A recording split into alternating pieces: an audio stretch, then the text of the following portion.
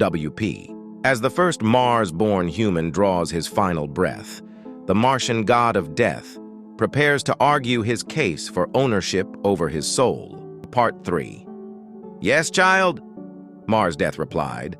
Gabriel could swear that he could see a hint of irritation spark in its eyes for just a moment before the warm smile returned to its face.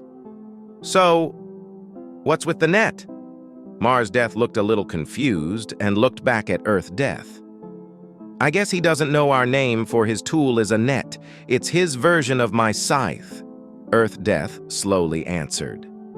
"A very long time ago, when he still had his we'll call them his people.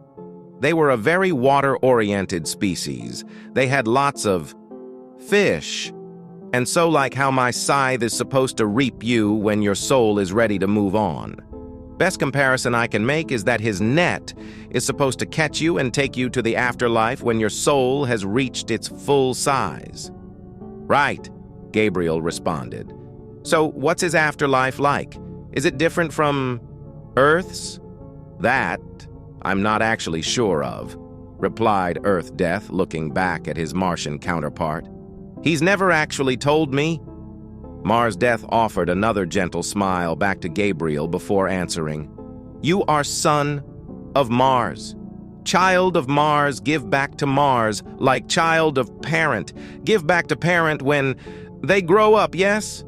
"I guess so, yeah," replied Gabriel, unsure of where Mars Death was going.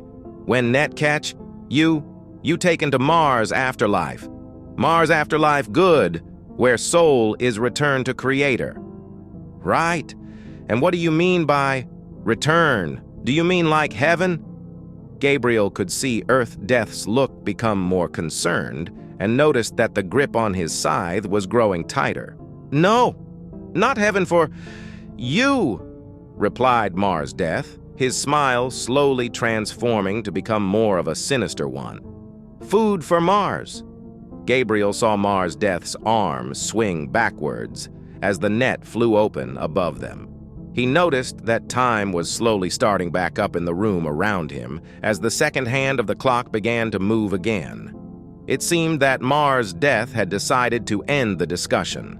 The realization of what was happening smacked him in the face, and he braced for the net to surround him. As the net flew closer to his face, however, the last thing Gabriel saw in that moment was Earth Death's scythe fly almost instantly towards him. The Reaper's face was sympathetic but determined, eyes locked on his. He felt the cool, sharp touch of metal on his face right before the fibers of the net, and he was transported out of the room to meet his ancestors.